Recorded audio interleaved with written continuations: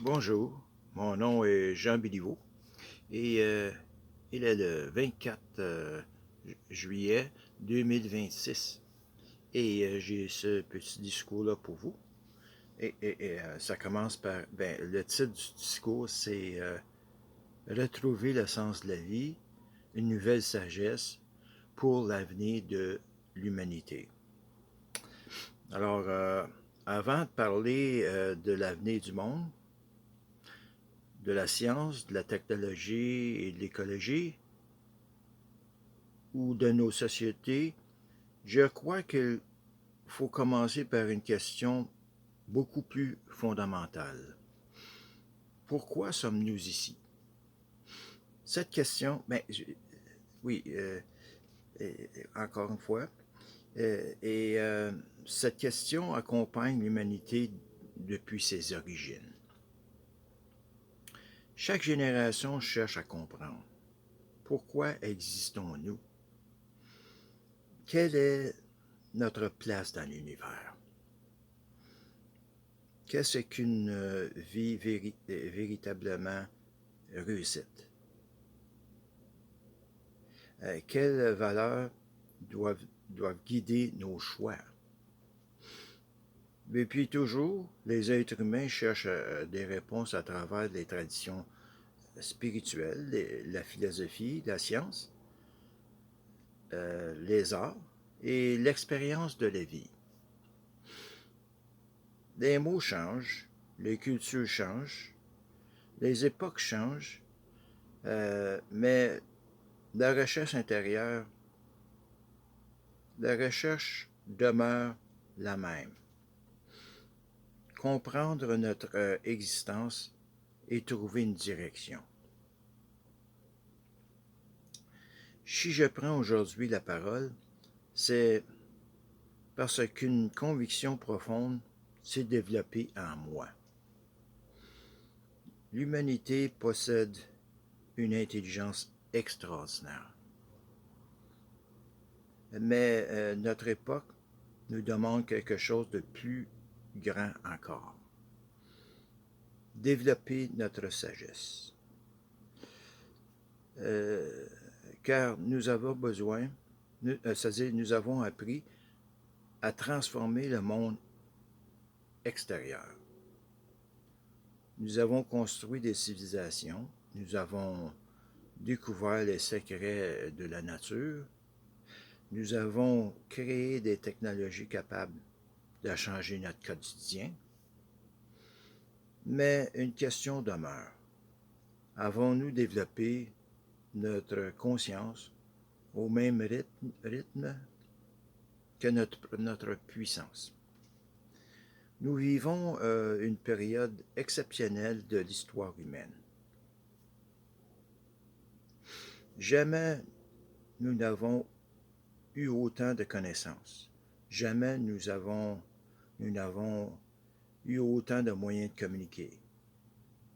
Jamais nous n'avons eu autant de possibilités de créer et de collaborer. Mais nous vivons aussi une époque de grands défis. Des changements environnementaux nous rappellent notre lien avec la planète. Des transformations économiques nous obligent à réfléchir au type de société que nous voulons construire. Les avancées scientifiques et technologiques nous demandent de réfléchir à nos responsabilités. Les tensions entre les peuples et les cultures nous rappellent l'importance du dialogue. Notre défi n'est donc pas seulement de savoir ce que nous pouvons faire. Notre défi est de savoir ce que nous devons faire. Le progrès humain ne peut pas être mesuré uniquement par nos inventions. Une civilisation ne devient pas grande seulement parce qu'elle possède des outils puissants. Elle devient grande lorsqu'elle sait utiliser ces outils avec discernement.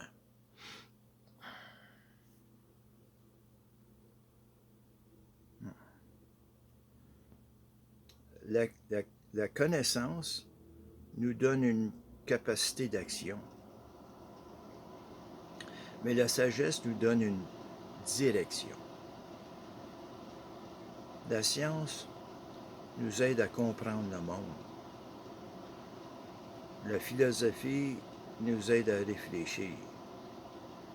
La spiritualité nous aide à chercher le sens. Et l'éthique nous aide à choisir.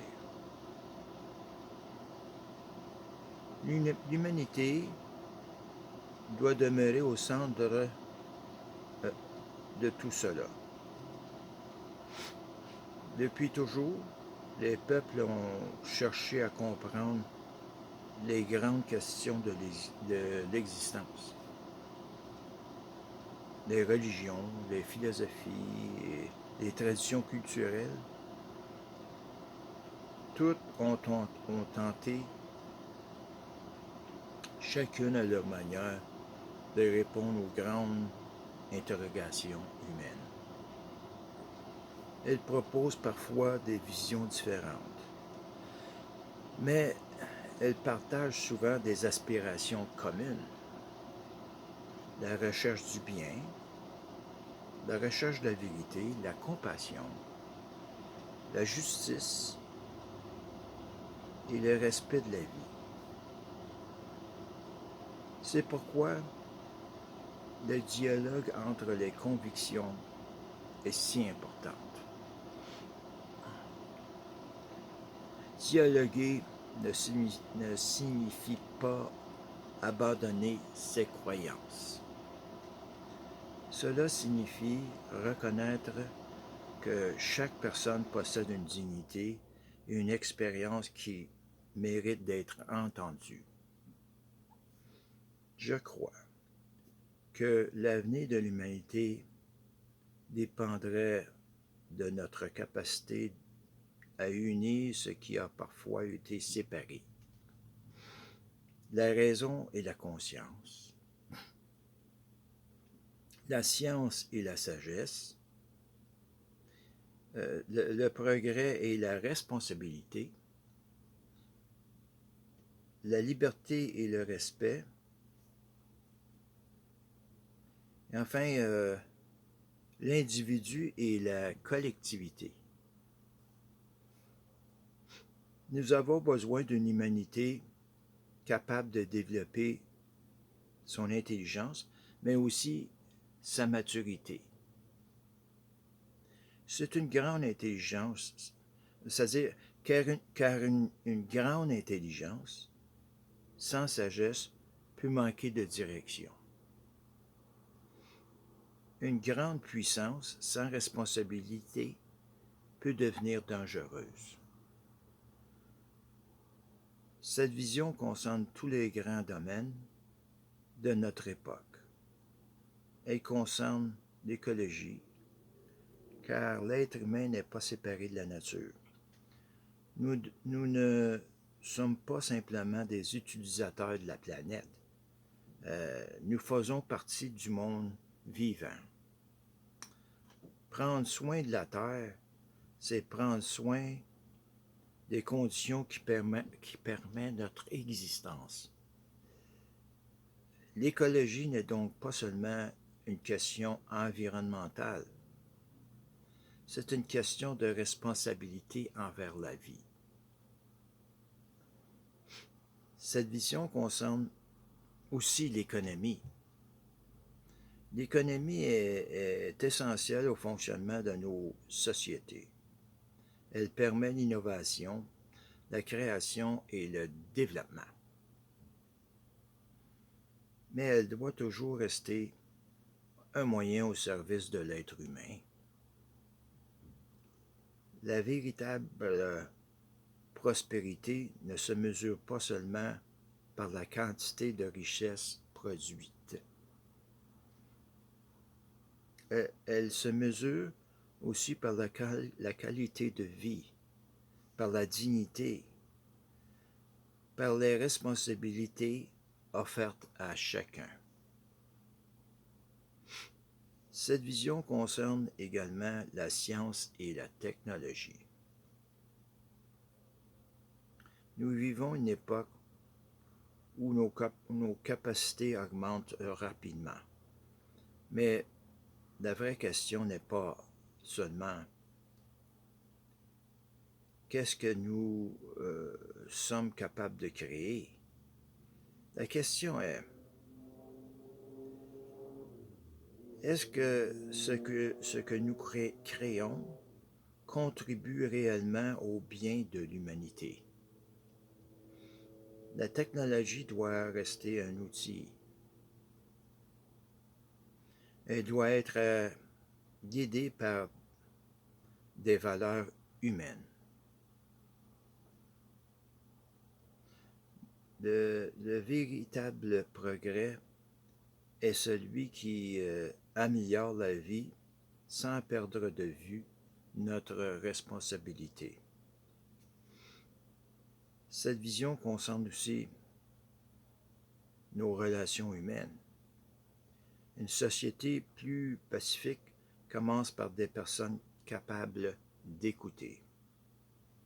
Une société plus juste commence par des personnes capables de reconnaître la dignité des autres.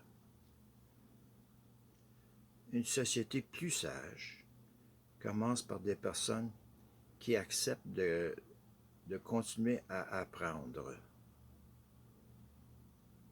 Les grandes transformations du monde commencent toujours par une transformation intérieure. Mais cette transformation ne signifie pas que nous devons tous devenir identiques. Au contraire, la diversité humaine est une richesse. Les cultures, les langues, les traditions, les différentes façons de comprendre l'existence, tout cela contribue à la grande histoire humaine. Notre objectif ne devrait pas être d'effacer nos différences. Notre objectif devrait être d'apprendre à coopérer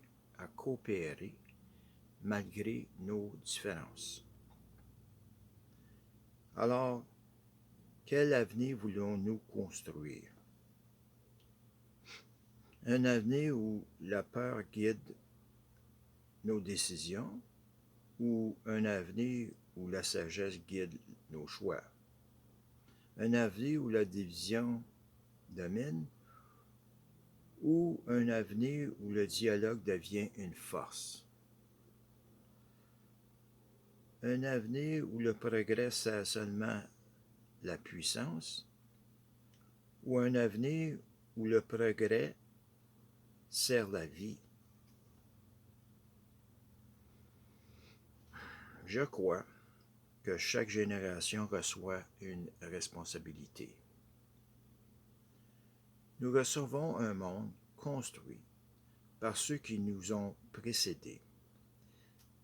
Mais nous avons aussi la responsabilité de préparer celui que nous transmettrons. Les générations futures ne nous demanderont pas seulement quelle technologie nous avons créée. Elles nous demanderont aussi, avons-nous été responsables? Nous avons protégé avons-nous protégé notre planète? Avons-nous respecté les autres êtres humains? Avons-nous utilisé notre intelligence avec sagesse? Le plus grand défi de notre époque n'est peut-être donc pas seulement de changer le monde autour de nous,